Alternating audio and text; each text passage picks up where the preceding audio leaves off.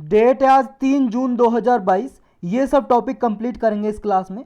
First topic है valley of flowers. ये prelims के लिए इंपॉर्टेंट है। वैली ऑफ फ्लावर्स एक नेशनल पार्क है। ये कहाँ पे, बस लोकेशन याद रखनी है। और इसमें कौन कौन सी प्रजातियाँ, स्पीसीज पाई जाती हैं एनिमल की, वो याद रखना है। और यहाँ पे फॉरेस्ट कैसा है वो याद रखना है। 3 चीज़ें। वैली ऑफ फ्लावर्स अभी रिसेंटली टूरिस्ट के लिए ओपन किया है, इसलिए न्यूज़ में है। ये उत्तराखंड में लोकेटेड है।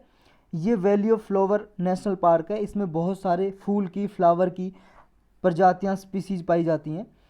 ये नेशनल पार्क 1982 में डिक्लेयर किया गया था और इसका जो एरिया है 87.5 स्क्वायर मीटर में फैला हुआ है। यूनेस्को ने इसको 2005 में वर्ल्ड हेरिटेज साइट डिक्लेयर कर दिया है, तो ये वर्ल्ड हेरिटेज साइट भी है।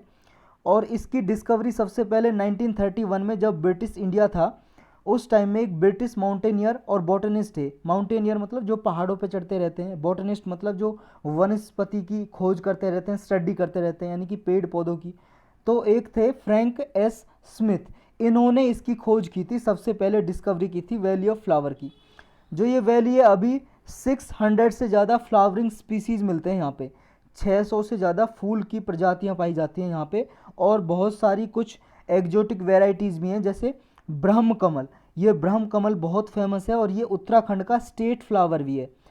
यहाँ पे ब्लू पॉपी भी पाया जाता है। ब्लू पॉपी, ये क्वीन ऑफ फ्लावर बोला जाता है इसको। क्वीन ऑफ फ्लावर यानी कि फूलों की रानी, ब्लू पॉपी फ्लावर, ये भी याद रखना आपको। और यहाँ पे ये याद रखना है कि जो एनिमल स्पीसीज पाई जाती हैं वो मेनली पाई जाती हैं लेपर्ड। लेपर्ड हमने बहुत बार देखा है, कुछ टाइगर की टाइप का होता है क्योंकि ये बिग कैट की फैमिली का ही है लेपर्ड।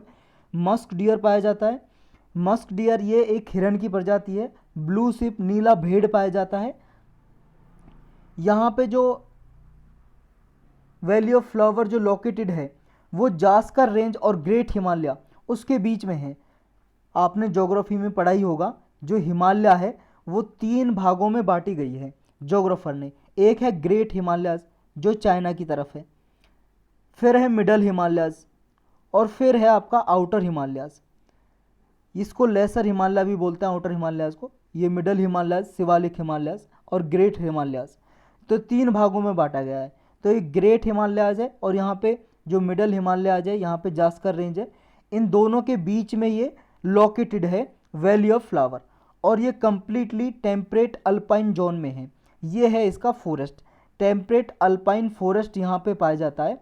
यूपीएससी ने कई बार फॉरेस्ट से रिलेटेड, नेशनल पार्क से रिलेटेड ये पूछा है कि ये नेशनल पार्क कौन से जोन में आता है या इसमें कौन कौन से टाइप के फॉरेस्ट पाए जाते हैं। तो ये आपको याद रखना है कि इसमें टेम्परेट अल्पाइन फॉरेस्ट पाया जाता है कंप्लीटली वैली ऑफ फ्लावर में।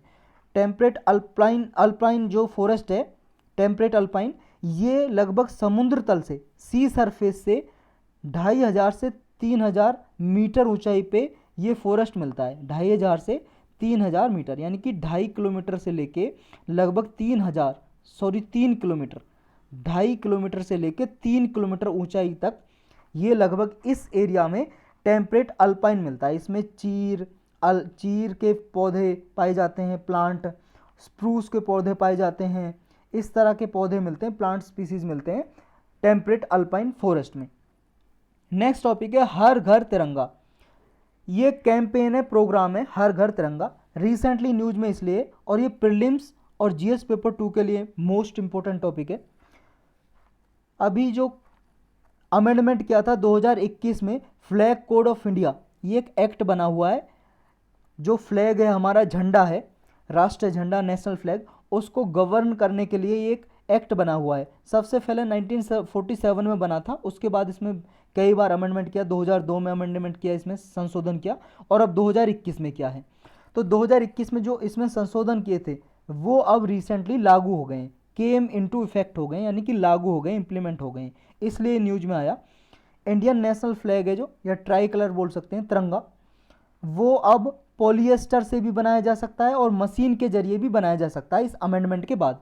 पहले क्या होता था, सिर्फ हाथ से ही बनाया जा सकता था, hand woven, hand spun flag ही बनाया जा सकता था, और वो भी कॉटन से, सूती कपड़े से, या सिल्क से, रेशम के कपड़े से, या वुल से, ऊन के कपड़े से, ऊनी कपड़े जिनसे आपके सर्दियों के कपड़े बनते हैं, या खादी से बनाया जा सकता था, और वो भी सिर्फ हाथ से बुन के ही तिरंगा बनाया जा सकता था, जो जैसे हमारे नेशनल बिल्डिंग पे फहराया जाता है, या फिर जब 15 अगस्त होता है या 26 जनवरी होता है उस पर फहराया जाता है, वो सिर्फ हाथ से बनाया हुआ झंडा कॉटन, सिल्क, वुल या खादी का ही बनाया जा सकता था। लेकिन अब पॉलिएस्टर का भी बनाया जा सकता है, या फिर मशीन के जरिए भी या हाथ के जरिए भी, दोनों के जरिए बनाया जा सकता है।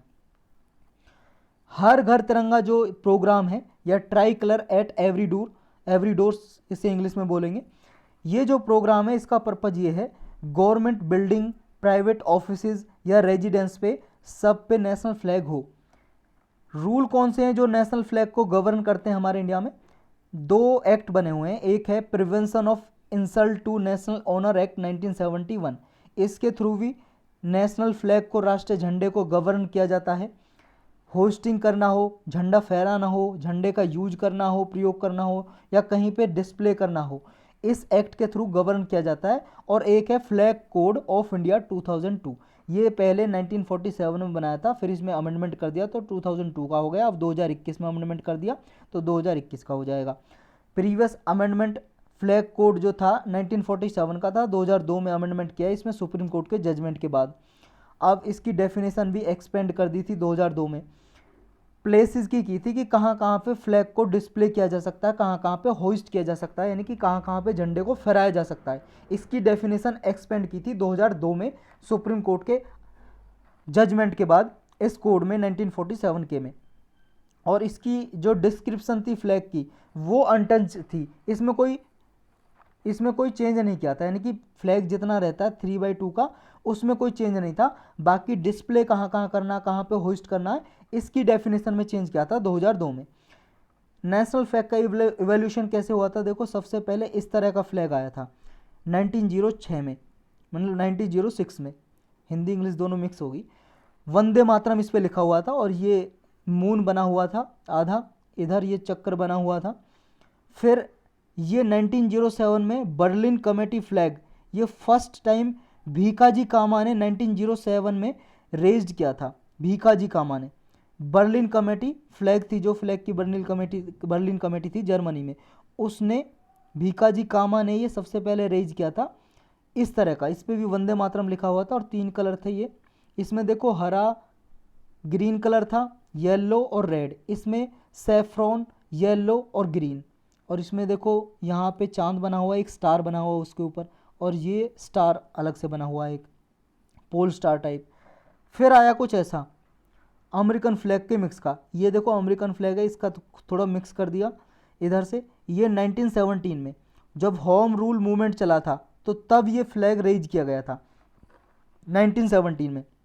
फिर कुछ इस तरह का फ्लैग 1921 में, जिसमें गांधी जी का चरखा, क्योंकि गांधी जी उस टाइम पे ज़्यादा हीरो टाइप बन गए थे, गांधी जी चल रहे थे उस टाइम पे सुपर डुपर हिट 1921 में। जब 1920 में नॉन कोऑपरेशन मूवमेंट चलाया था, उससे पहले ही चंपारण, खेड़ा और अहमदाबाद मिल स्ट्राइक हुई थी, उसके बाद से गांधी जी फेमस हो गए, तो उनका यही था कि चरखा ज़्यादा से ज़्यादा फेमस हो, तो उनका चरखा छाप दिया। फिर ये वाइट, ग्रीन और रेड कलर 1921 में आया, ये भी अनऑफिशियली अडॉप्ट किया गया था। उसके बाद 1931 में कुछ इस तरह का, जिसमें सैफ्रॉन, वाइट और ग्रीन कलर और बीच में चरखा गांधी जी का, ये 1931 में अडॉप्ट किया गया था। इंडियन नेशनल आर्मी ने ये किया था, ये फ्लैग कोड ऑप्शन की बात बोली थी। फिर जो प्रेजेंट अभी हमारा जो झंडा है वो 1947 में इस तरह का अडॉप्ट किया गया, जिसमें सैफ्रॉन, केसर कलर, केसरिया बोल सकते हो, केसर, वाइट कलर, बीच में ये अशोक चक्र है जिसमें 24 स्पॉक हैं, तिल्लियाँ हैं, 24 तिल्लियाँ, स्पॉक बोल सकते हो इंग्लिश में, और ये नीचे ग्रीन कलर। इन तीनों कलर का मतलब भी अलग अलग है, वो समझेंगे इसमें। जो प्रेजेंट फ्लैग है ये इंडियन नेशनल कांग्रेस ने अडॉप्ट किया था स्वराज फ्लैग के नाम से। स्वराज फ्लैग जो अडॉप्ट किया था उसी के बेस्ड पे था प्रेजेंट जो फ्लैग है अभी, और ये पिंगाली वेंकैया ने डिज़ाइन किया था, पिंगाली वेंकैया ने, इनका नाम याद रखना आपको, ये स्वराज फ्लैग भी बोलते थे इसको। जब ट्राई कलर को अडॉप्ट किया गया था तो ये कांग्रेस कमेटी ने 1931 में कराची जब सेशन हुआ था उसमें ये अडॉप्ट किया गया था। उसके बाद फिर इसी को 1947 में अडॉप्ट कर लिया गया था। हमारे संविधान में कौन कौन सी प्रोविज़न दी हुई हैं नेशनल फ्लैग को रेस्पेक्ट देने के लिए? जो हमारी ड्यूटी है फंडामेंटल ड्यूटी, उसमें article 51 clause A sub clause A में दिया हुआ है, to abide by the constitution and respect its ideal and institution, the national flag and the national anthem. हमारे संविधान का हम पालन करेंगे, सभी आइडियल्स का रेस्पेक्ट करेंगे, इंस्टीट्यूशन का रेस्पेक्ट करेंगे, सम्मान करेंगे, नेशनल फ्लैग राष्ट्रीय झंडा, नेशनल एंथम राष्ट्रीय गान का रेस्पेक्ट करेंगे। ये हमारी फंडामेंटल ड्यूटी है। और स्टैट्यूट कौन कौन से हैं जो फ्लैग को गवर्न करते हैं, यानी कि कौन कौन से कानून बने हुए हैं जिनके द्वारा फ्लैग को गवर्न किया जाता है। Emblems and names, prevention of improper act 1950 का, prevention of insult to national honour act 1971 का, ये हमने देख चुके हैं। और एक है फ्लैग कोड ऑफ इंडिया जो ऊपर हम डिस्कस कर चुके हैं। सर्वपल्ली राधाकृष्णन जी ने ये नेशनल फ्लैग के जो कलर हैं उनके बारे में बताया और इसका डिस्क्रिप्शन दिया कि क्या क्या मतलब है जो भी फ्लैग पे बना हुआ है। अशोक चक्र, उसका मतलब है लॉ ऑफ धर्मा, ये व्हील है किसका, धर्मा का लॉ है ये व्हील। और इस चक्र का मतलब ये है कि लाइफ इन मूवमेंट, के जीवन का चक्र चल रहा है, घूम रहा है, रुका हुआ नहीं है। और जो डेथ है वो स्टैग्नेशन में है, यानी कि डेथ है जो मृत्यु वो रुक चुकी है, और लाइफ है जो लाइफ की जो मूवमेंट है वो चल रही है लगातार, कंटिन्यूअस, यानी कि एक तरह से कंटिन्यूअस लाइफ में हमारी निरंतरता है, इसको दर्शाता है अशोक चक्र।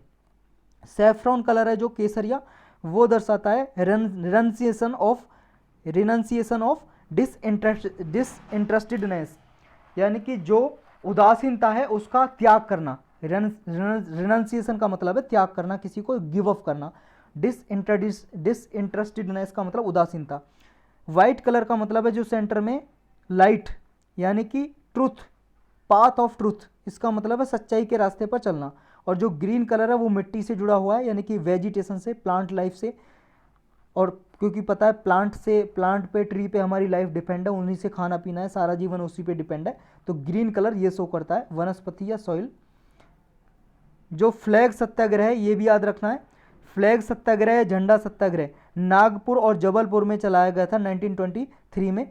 सरदार वल्लभ भाई पटेल जी ने इसको लेड किया था, नेतृत्व किया था। नेक्स्ट टॉपिक है why Neptune and Uranus appear different colour. Prelims के लिए इंपॉर्टेंट है बस ये। अभी एक स्टडी में ऐसा देखा गया कि जो नेपच्यून ग्रह है और यूरेनस, ये तो पता ही है ना आपको, ये प्लानेट है, हमारे 8 प्लानेट है जो सूर्य के चारों ओर चक्कर लगा रहे हैं, उनमें से नेपच्यून और यूरेनस भी 2 प्लानेट हैं। अभी ये देखा गया दोनों ये डिफरेंट कलर के हैं। डिफरेंट कलर के क्यों हैं? देखो इनका मास सेम है, लगभग सिमिलर है, साइज भी सिमिलर है, एटमॉस्फेरिक कंपोनेंट हैं जो इसके एटमॉस्फेयर में जो कंपोनेंट हैं वो भी लगभग सेम है, फिर भी इनका कलर डिफरेंट है। ये इस तरह का, देखो यूरेनस कुछ ऐसा है और ये थोड़ा light blue, light sky blue, और ये डार्क स्काई ब्लू है नेपच्यून। इस तरह का कलर है इनका। जो नेपच्यून है थोड़ा रिच कलर है इसका, डीप एजोर कलर है, यानी कि deep dark sky blue colour है। और ये यूरेनस से थोड़ा लाइट है, जैसा हमने ऊपर देखा। जो एस्ट्रोनॉमर है, यानी कि जो स्पेस के लिए वैज्ञानिक रिसर्च करते रहते हैं उनको बोलते हैं एस्ट्रोनॉमर, उन्होंने अभी ये बताया है जो यूरेनस और नेपच्यून का जो डिफरेंट कलर है उसका कारण है क्लाउड। जो क्लाउड है यूरेनस पे वो थोड़ा थिकर है, थोड़ा गहरा है, नेपच्यून से ज़्यादा गहरा है, इसलिए इन दोनों का कलर डिफरेंट है। और यूरेनस पे जो है लेथार्जिक और स्लगिस एटमॉस्फेयर है यूरेनस पे, इस वजह से भी है। तो 2 कारण है, एक तो क्लाउड और एटमॉस्फेयर, दोनों में थोड़ा डिफरेंट है, इसकी वजह से इनका कलर भी डिफरेंट है। और अगर मान लो नेपच्यून पे या यूरेनस पे कोई हेज नहीं रहेगा, धुंध नहीं रहेगी एटमॉस्फेयर में, तो ब्लू लाइट जो है स्कैटर्ड हो जाएगी एटमॉस्फेयर की, और वो नियरली ब्लू की तरह, नीले की तरह दिखना शुरू हो जाएगा।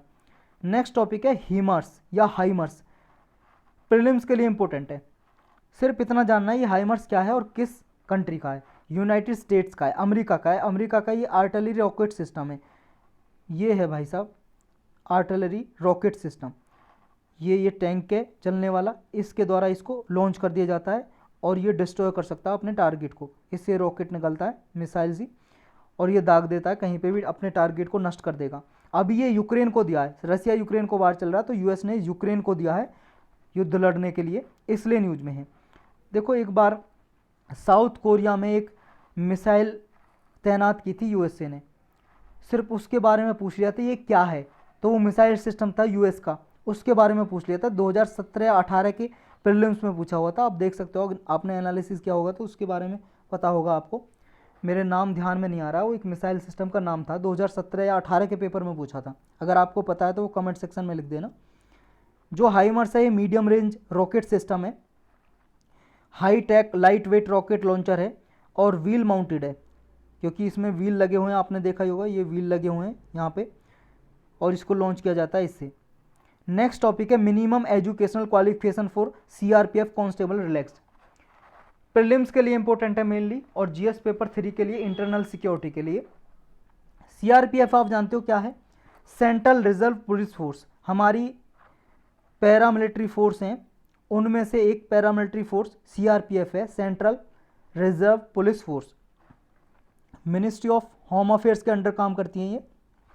गवर्नमेंट ने इनके कुछ रूल्स हैं कांस्टेबल के रिक्रूटमेंट के लिए, जो कांस्टेबल की भर्ती होती है उसके लिए जो क्वालिफिकेशन के नियम है उनमें कुछ ढील कर दिए। पहले 10वीं पास चाहिए होते थे कांस्टेबल के लिए, लेकिन अब ये 8वीं पास कर दिए। कहाँ पे? छत्तीसगढ़ में। छत्तीसगढ़ में एक बटालियन बनाई थी सीआरपीएफ की, बीजापुर डिस्ट्रिक्ट से, दंतेवाड़ा डिस्ट्रिक्ट से, सुकमा डिस्ट्रिक्ट से। वहाँ से जो ट्राइबल यूथ हैं इनकी रिक्रूटमेंट की गई थी, लेकिन ऐसा देखा गया कि वहाँ पे तो 10वीं क्लास, बहुत ही कम लोग हैं ट्राइबल पीपल, वो 10वीं क्लास है ही नहीं, तो उनको और ज़्यादा रिक्रूट करने के लिए 8वीं पास कर दी है।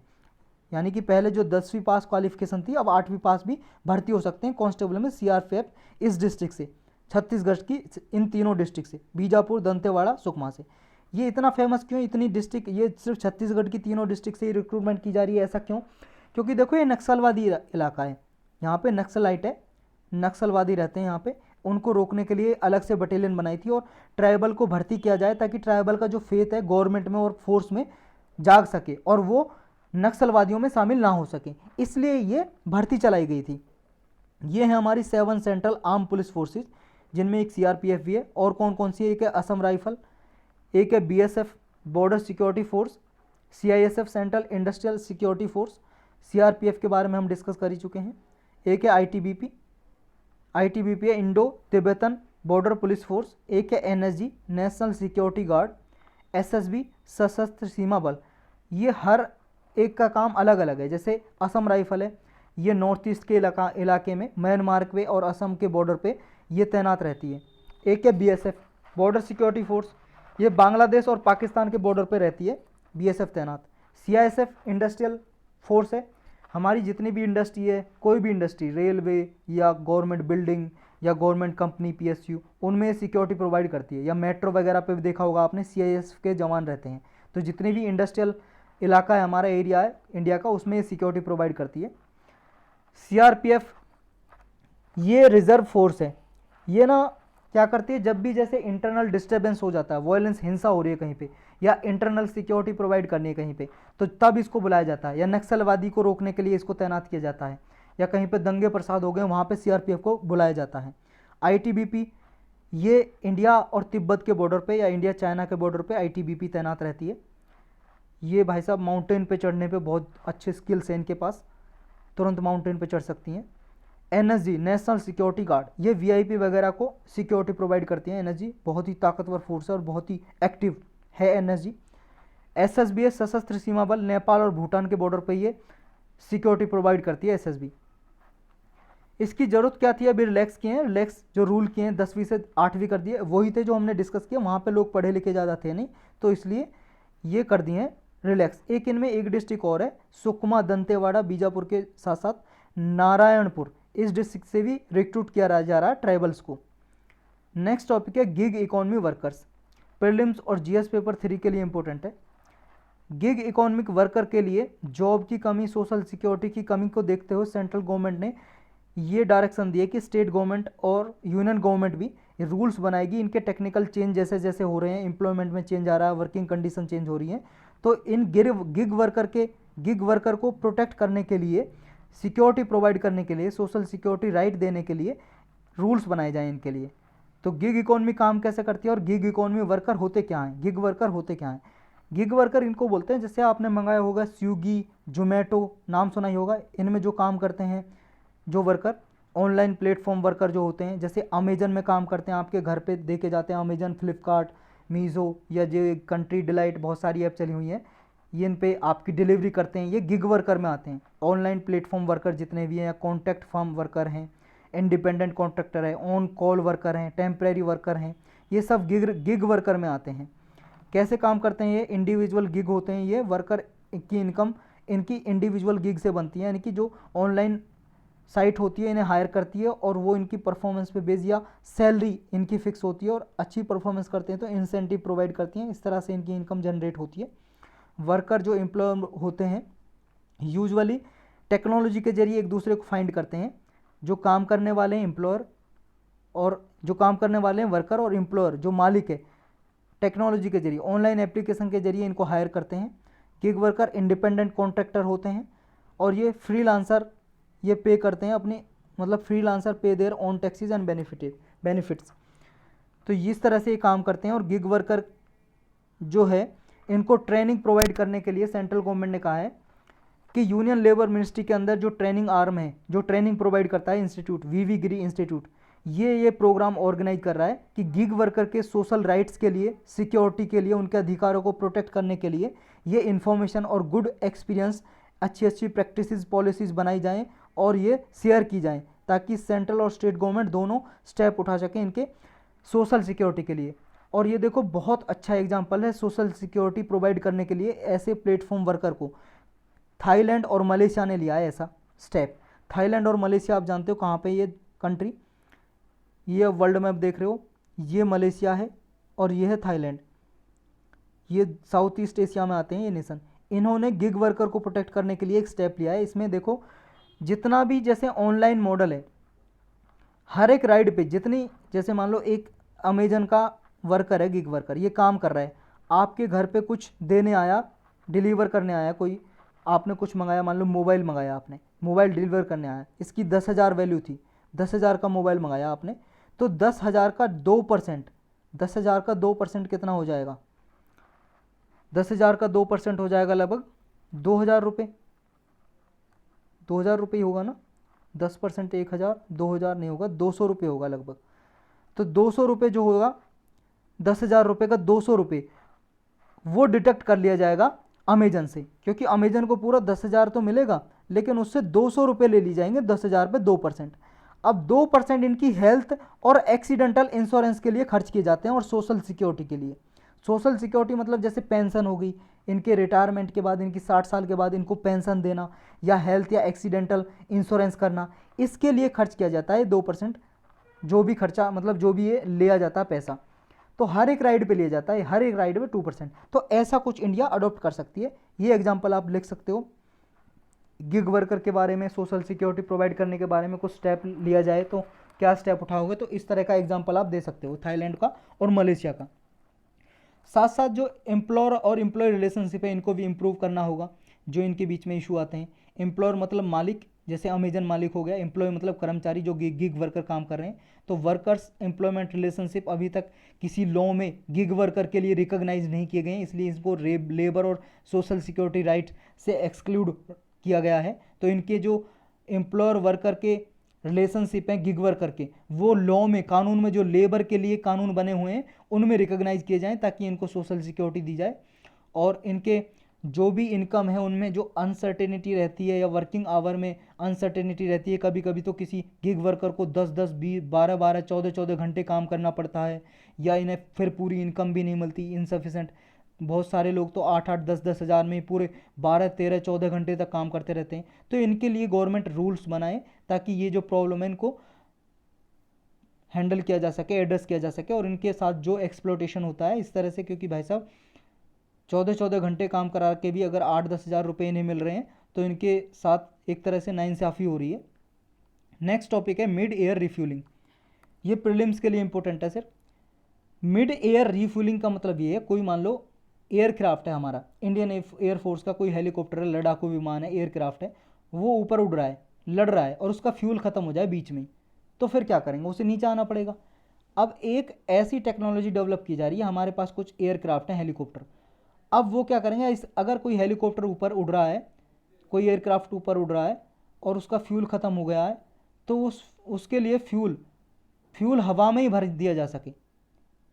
ये जैसे एयरक्राफ्ट मछली टाइप सा बन गया, ये एयरक्राफ्ट उड़ रहा है, इसका फ्यूल ख़त्म हो गया, तो यहाँ से एयरक्राफ्ट जाएगा और इसका फ्यूल भराएगा, इसमें जो पेट्रोल ख़त्म हो गया उसको भराएगा और फिर ये वापस आ जाएगा। तो ऐसी टेक्नोलॉजी डेवलप की जा रही है। अभी एक कंपनी है जो हिंदुस्तान एरोनॉटिक्स लिमिटेड, इसने 6 बोइंग 767 सिविलियन एयरक्राफ्ट है हमारे पास, उनको रीफ्यूलर की तरह कन्वर्ट करने की बात बोली है। ये इंडियन फोर्स के एयरक्राफ्ट हैं बोइंग 676। इन एयरक्राफ्ट को कन्वर्ट किया जाएगा कि ये रीफ्यूलर की तरह काम करें, रीफ्यूलर की तरह इनको चेंज करना पड़ेगा। और ये इजराइल की एक कंपनी है, इजराइल एरोस्पेस इंडस्ट्रीज, उसके साथ मिलकर एग्रीमेंट किया है। ये कन्वर्ट करेंगे 6 एयरक्राफ्ट को रीफ्यूलर में कन्वर्ट करेंगे। ये इस तरह के एयरक्राफ्ट हैं, ये एयरक्राफ्ट है, ये उड़ रहा है, ये यहाँ से आएगा एयरक्राफ्ट, इसके रिफ्यूल कर देगा, ऊपर से फ्यूल भर देगा इसका और फिर वापस चला जाएगा। इस तरह से ये टेक्नोलॉजी काम करेगी। तो इसमें ज़्यादा कुछ है नहीं, यही है। और इसकी जो फाइटर जेट है, इनकी पेलोड कैपेसिटी भी बढ़ानी पड़ेगी। पेलोड का मतलब जो सामान रखे जा सके, क्योंकि ये पहले तो हथियार लेके जाते थे फाइटर प्लेन, अब उनको कन्वर्ट किया जा रहा है रिफ्यूलर की तरह कि ये पेलोड लेके जाएंगे, यानी कि ईंधन लेके जाएंगे, पेट्रोल वगैरह। तो उनकी कैपेसिटी तो बढ़ानी पड़ेगी ताकि बोझ ज़्यादा उठा सके, वजन ज़्यादा उठा सके, तो पेलोड कैपेसिटी बढ़ानी पड़ेगी। तो इनकी टेक्नोलॉजी में चेंज करना पड़ेगा और ये लगभग 1 से 2 साल लग जाएगा इसमें चेंज करने में। नेक्स्ट टॉपिक है जीएसटी रिवेन्यू। जीएसटी आप जानते हो क्या है? Goods and services tax. ये प्रीलिम्स और जीएस पेपर 3 के लिए इंपॉर्टेंट है। न्यूज में अभी इसलिए क्योंकि 1.4 लाख करोड़ से ज़्यादा जीएसटी ये मई में आया है, मई 2022 में। ये लगभग पिछले साल जितना आया था ना जीएसटी इस महीने में, मई के में, उससे 44% ज़्यादा इंक्रीज हो गया है, 44%। और ये गुड्स वगैरह, गुड्स पे जो इंपोर्ट लगाए, गुड्स जो इंपोर्ट करते हैं हम बाहर से देशों से, हम गुड जो इंपोर्ट करते हैं, यानी कि जो वस्तुएं, गुड्स का मतलब वस्तुएं, माल वस्तुएं हम बाहर से मंगाते हैं, उन पे जो इंपोर्ट ड्यूटी लगाते हैं, टैक्स लगाते हैं एक तरह से, उसका भी जीएसटी 43% ज़्यादा हो गया है। ये देखो, ये डेटा है कुछ, आप याद रख सकते हो। यूपीएससी क्वेश्चन इस तरह से पूछती है, मतलब ऐसे पूछ ले कि जीएसटी पिछले 2 सालों में कंटिन्यूसली इंक्रीज हो रहा है, डिक्रीज हो रहा है, या इतना इंक्रीज हो गया है। तो ये याद रखें, देखो पहले इंक्रीज था, फिर डिक्रीज हो गया, फिर इंक्रीज हुआ, फिर डिक्रीज हुआ, फिर इंक्रीज हुआ, फिर इंक्रीज हुआ, इंक्रीज हुआ, फिर बराबर रहा, डिक्रीज हो गया, फिर इंक्रीज हुआ, डिक्रीज हुआ, फिर इंक्रीज हुआ, फिर इंक्रीज हुआ, फिर डिक्रीज हो गया। यानी कि कंटिन्यूसली ना तो डिक्रीज हो रहा ना इंक्रीज हो रहा है। तो ऐसी स्टेटमेंट दे जीएसटी के बारे में कि कंटिन्यूसली इंक्रीज हुआ है लास्ट डिकेड में या लास्ट 1 ईयर में, या कंटिन्यूसली डिक्रीज हुआ है, तो वो गलत हो जाएगा, ये आपको याद रखना है। और 3 बार, इस साल में 3 बार 1.4 लाख करोड़ से ज़्यादा ये जीएसटी रहा है। देखो ये मार्च के महीने में रहा है 1.4 से भी ज़्यादा, 1,42,45,095 ये। फिर मई के महीने में, अप्रैल का ये 1,67,540 करोड़। फिर 1,40,885 करोड़ ये मई के महीने में 2022 में रहा है। और ये पिछले 2 साल में लगभग 1.4 जो लाख करोड़ से ज़्यादा, ये मंथली 4 टाइम रहा है, 4 टाइम रहा है पिछले, जब से ये जीएसटी चलाया गया, जब से 2017 से 4 बार केवल 1.4 लाख करोड़ से ज़्यादा किसी महीने में रहा है। और मार्च 2022 के महीने में ही 3 बार ज़्यादा रहा है, 1.4 लाख करोड़ से ज़्यादा। ये टोटल देखो, मई के महीने में सेंट्रल जीएसटी और स्टेट जीएसटी और इंटीग्रेटेड जीएसटी इतना आया। ये याद करने की आपको कोई ज़रूरत नहीं है, इतना डेटा कोई नहीं पूछेगा और याद होगा भी नहीं, याद करोगे भी तो भूल जाओगे। जीएसटी कंपनसेशन सेस जो इन्फ्लो आया है वो लगभग 10,500 करोड़ आया है। और इसमें गुड्स पे जो गुड्स इंपोर्ट पे जो जीएसटी लगा है वो 931 करोड़ लगा है, 931 करोड़ गुड्स इंपोर्ट्स पे। 20 स्टेट्स और यूनियन टेरिटरीज ऐसे रहे हैं जिनमें राइज देखने को मिला, 44% राइज देखने को मिला है, नेशनल एवरेज से ज़्यादा रहा है लगभग। और इसमें कर्नाटक ऐसा है जिसमें सबसे ज़्यादा ये जीएसटी कलेक्शन हुआ है, 60%। फिर महाराष्ट्र में 50% और गुजरात में 46%। ये मेजर इंडस्ट्रियल स्टेट्स भी हैं, यहाँ पे ज़्यादा इंडस्ट्रीज़ भी हैं। तो यही टॉपिक थे आज के।